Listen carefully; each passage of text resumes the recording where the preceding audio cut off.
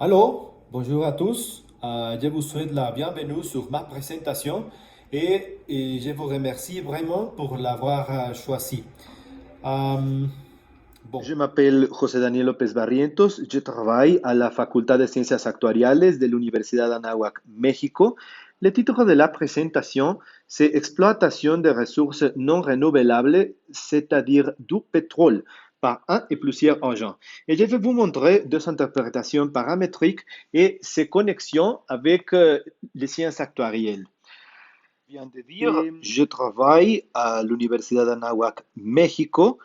Et je suis un acteur, j'ai aussi une maîtrise et un doctorat en sciences mathématiques. Et bon, j'ai travaillé aussi comme chercheur invité à l'Haute École de commerce à Montréal et aussi à la faculté de mathématiques appliquées de l'Université de l'État de Saint-Pétersbourg. J'ai aussi travaillé comme professeur invité de calcul actuariel à l'IFACH en Dakar, Sénégal. Voici la table de matière pour notre présentation. On commencera pour présenter un système contrôlé par un seul joueur. Après, on va considérer le même système mais avec des autres agents. Après, on montrera des variants, c'est-à-dire la durée et les débuts aléatoires. Et finalement, on montrera nos conclusions. En toute rigueur, c'est impossible de parler d'un jeu avec un seul joueur. Mais ici, on se permet d'en parler parce qu'on veut montrer le fonctionnement du système. Alors, nous avons le seul agent qui injecte des CO2 au puits du pétrole et après, l'agent extrait le pétrole. Non? Et dans ce cas, on parle de qu'il n'y a qu'un seul extracteur autorisé par le gouvernement du pays. Et pour le cas d'un seul agent, il s'agit de trouver un maximisateur U de cet indice de performance où la dynamique du système est donnée par cette équation différentielle ordinaire. Maintenant, X, ça c'est simplement le niveau de la ressource au temps T. Ça veut dire que, ça veut dire que la solution de cette équation différentielle ordinaire est de cette forme-ci. Non? Et H, ça c'est simplement une fonction d'utilité et H majuscule, ça c'est une fonction de paiement terminal de l'agent. Maintenant, beaucoup de travaux ont étudié ces mêmes problèmes et sous beaucoup de formes de la fonction d'utilité. Pour nous, les fonctions d'utilité sont de la forme h de u égale logarithme de U. Maintenant, on montre les premiers résultats de notre recherche. Alors, si on veut assurer les tâches d'extraction, il faut que la prime de l'assurance soit précisément de la forme U étoile égale X sur A de T, où cet A-ci, c'est précisément cela qu'on connaît comme rente actuarielle contingent. En effet, à partir du théorème de Fubini, c'est-à-dire ce résultat en calcul intégral qui nous permet d'écrire des intégrales doubles qui viennent d'abord sur Y et après sur X comme des intégrales doubles qui viennent d'abord sur X et après sur Y, on peut échanger l'espérance qu'on vient de voir, cette espérance-ci, par cette autre expression intégrale. Non? Tout ça afin d'utiliser la technique de programmation dynamique pour échanger les problèmes originels, ces problèmes-ci, par un problème en dérivée partielle, connu comme équation de programmation dynamique ou équation de Bellman avec sa condition de transversalité ou condition de frontière. Non? Tout ça pour appliquer un résultat que nous avons trouvé pour le cas particulier des fonctions d'utilité logarithmique. parce que dans ce cas, on peut deviner la solution de l'équation de programmation dynamique W et aussi l'expression du contrôle optimal où le dénominateur est donné précisément par la rente contingent ou rente actuarielle avec la petite particularité de que la force d'intérêt est donnée précisément par delta égale 0. Maintenant, quant à la technique de programmation dynamique, il faut qu'on reconnaisse son importance comme technique de récursion, même que l'importance de la condition de transversalité ou condition de sortie du problème. Ici, on voit le cas de notre protagoniste qui vient de trouver la solution d'un problème.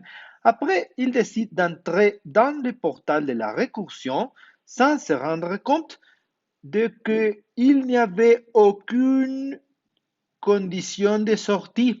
Le résultat, c'est que notre protagoniste est attrapé dans sa boucle infinie. Tout ça précisément parce qu'il n'y avait une condition de transversalité ou de sortie. Une interprétation qu'on peut donner à l'expression du contrôle optimal U étoile, c'est qu'on peut distinguer bien clairement entre deux parties. Le bénéfice que l'agent obtiendra éventuellement pour les tâches d'extraction, c'est-à-dire le niveau initial du pétrole dans les puits. Et la seconde, c'est l'intensité de l'extraction qu'il faut que l'agent applique, c'est-à-dire la rente contingent et ADT. Mais comme parler de l'intensité de l'extraction et dire aussi qu'il faut diviser le bénéfice, blablabla, on peut simplement dire que le contrôle optimal est donné par le bénéfice fois l'essence de l'extraction. Maintenant, on ajoute à la situation des autres joueurs qui ne sont pas nécessairement autorisés par les gouvernements pour faire des tâches d'extraction dans la nation. Ici, en Mexique, ces joueurs s'appellent les huachicoleros.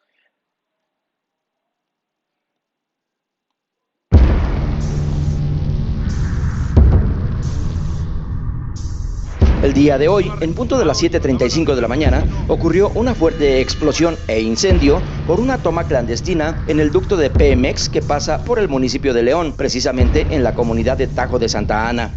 Este ducto de Pemex se encuentra ubicado en el Boulevard Aeropuerto. 2 personas resultaron lesionadas, personal y alumnos de 2 escuelas tuvieron que ser evacuadas, 1,500 personas aproximadamente, entre alumnos y personal. No, ahí déjalo así ya. Los carros ya sí que se queden los carros. Los carros es lo de menos. En fait, situations comme celle-là que je viens de vous montrer sont bien connues et sont bien documentées aux journaux tout autour du monde. Par exemple, ici, je vous montre un article sur Le Monde en France.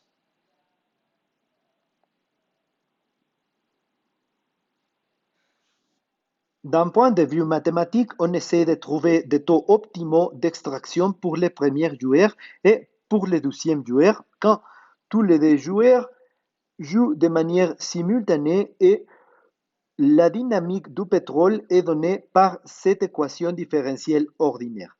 Notez que selon la classe de l'horizon du temps, on a différents indices de performance. Par exemple, si la durée est aléatoire, non? On a cet indice de performance qui semble celui qu'on a vu d'abord.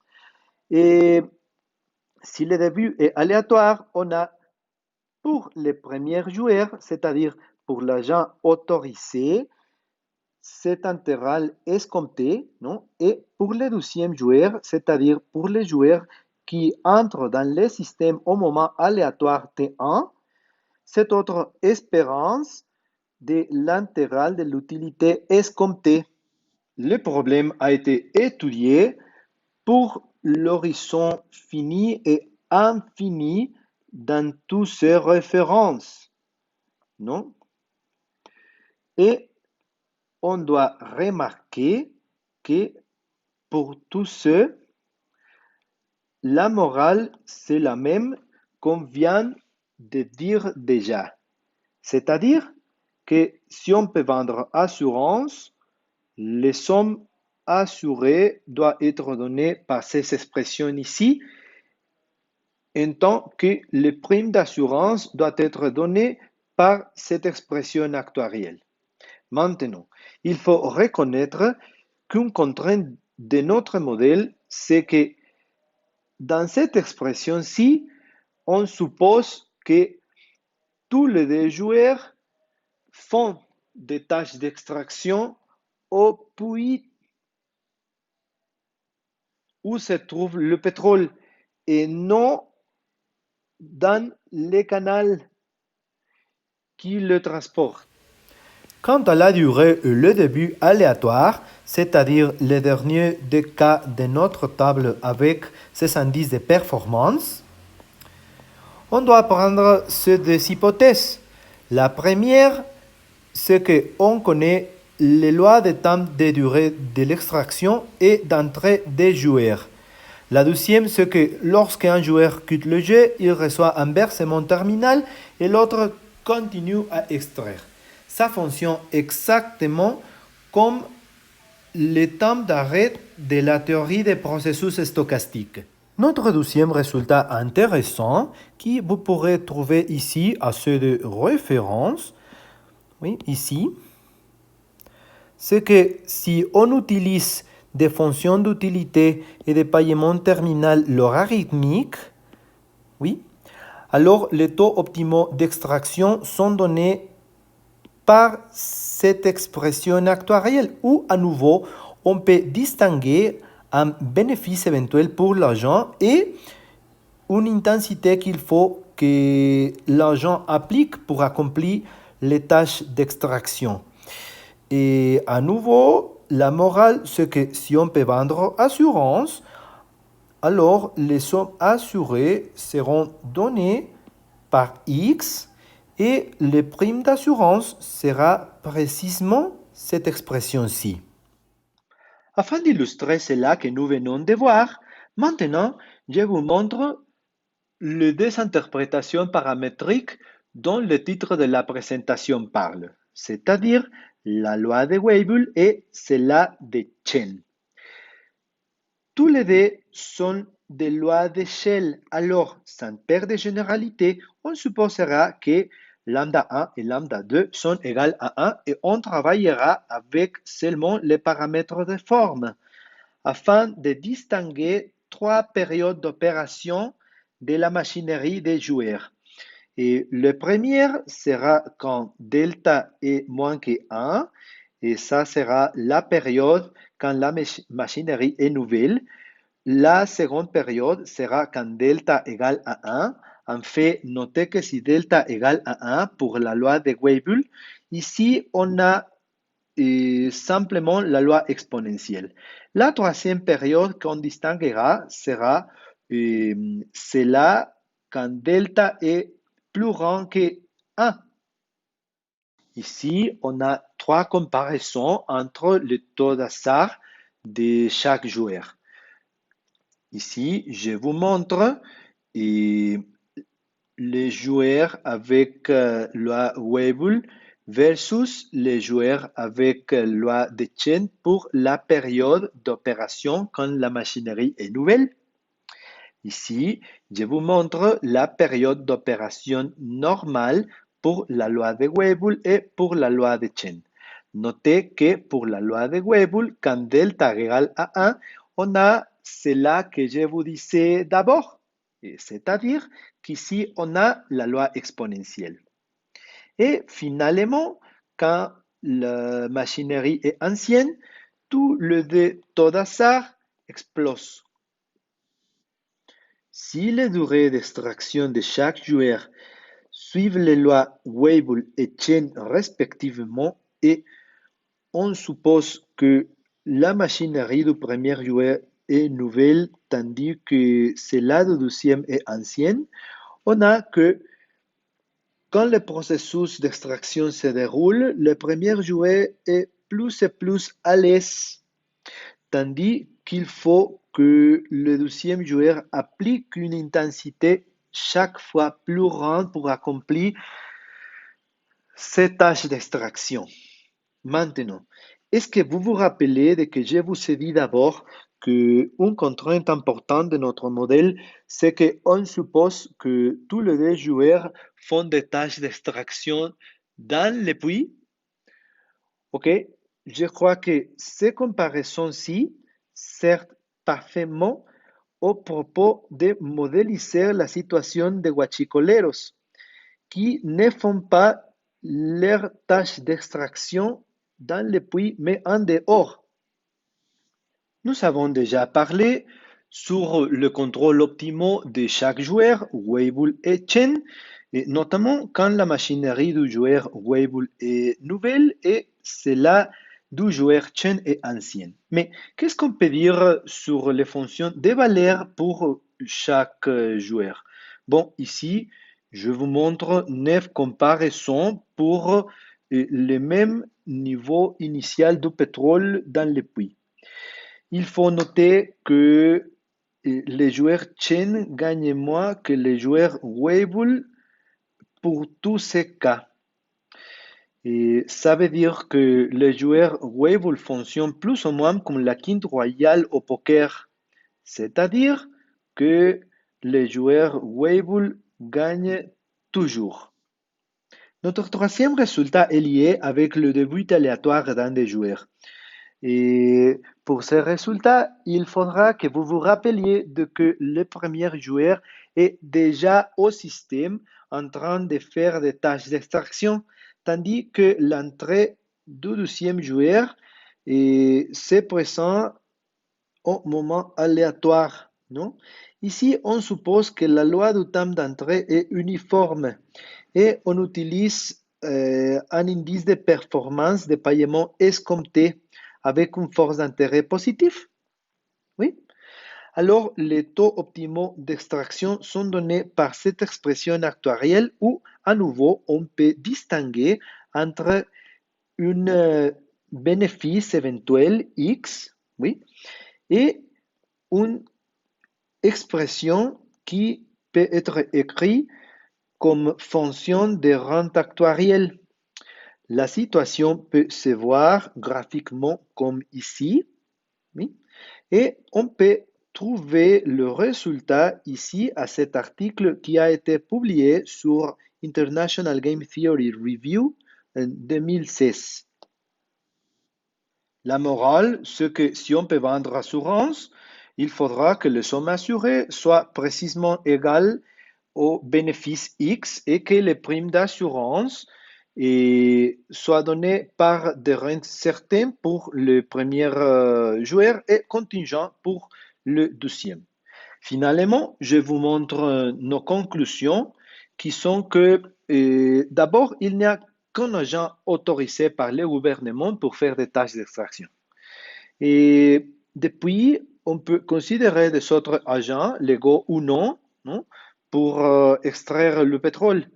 Et le temps d'entrée et de sortie de ces agents peut être aléatoire, non?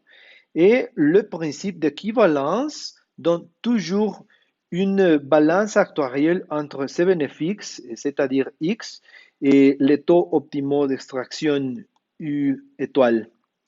Et aussi, il faut dire qu'il y a une contrainte importante, c'est-à-dire qu'on considère les puits, mais il faut considérer les oléoducs. Et voilà les références du travail. Oui. Et bon, je vous remercie pour votre attention et vous donne mes coordonnées de contact. Et finalement, le disclaimer. Il ne me reste que vous remercier encore pour avoir choisi ma présentation et bon, pour l'avoir vue. Et je vous souhaite tout le bonheur possible et je vous souhaite aussi bien à vous. Merci, au revoir.